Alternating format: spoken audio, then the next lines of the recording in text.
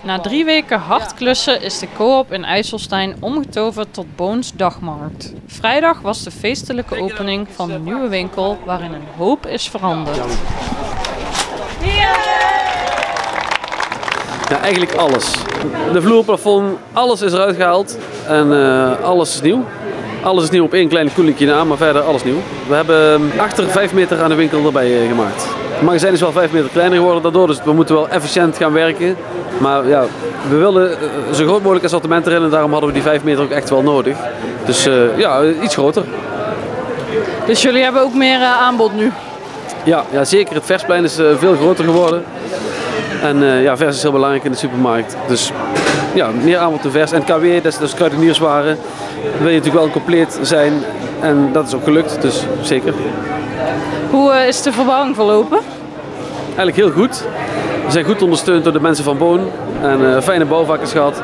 Maar het is toch altijd, ook al ben je bijna 3 weken dicht, de laatste dagen blijven hectisch. En we hebben de laatste dagen nog hard aan moeten trekken. Maar over het algemeen kunnen we zeggen, heel tevreden zijn dat hoe het gelopen is. Blij met het resultaat? Ja, super blij. En volgens mij, als je rondkijkt, de klant ook. Dus ja, heel blij. Wat zijn de reacties tot nu toe? Ja, zeer enthousiast zijn de mensen.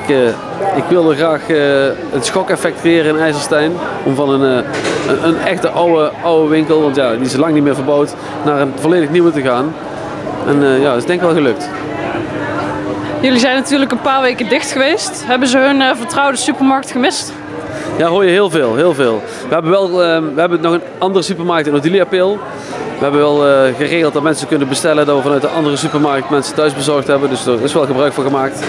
Maar over het algemeen hebben mensen ons keihard gemist. En dat is natuurlijk voor ons helemaal super. Hè?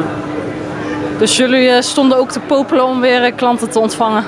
Ja, ik wil er snel weer terug in het normale ritme, inderdaad. En wordt er de rest van de week nog aandacht besteed aan de opening? Ja, we hebben sowieso 3 weken lang extra acties. En over 2-3 weken gaan we een kleurwedstrijd doen voor de kinderen. Die kunnen een half minuut gratis winkelen winnen. Dus we blijven een aantal weken wel druk met extra acties.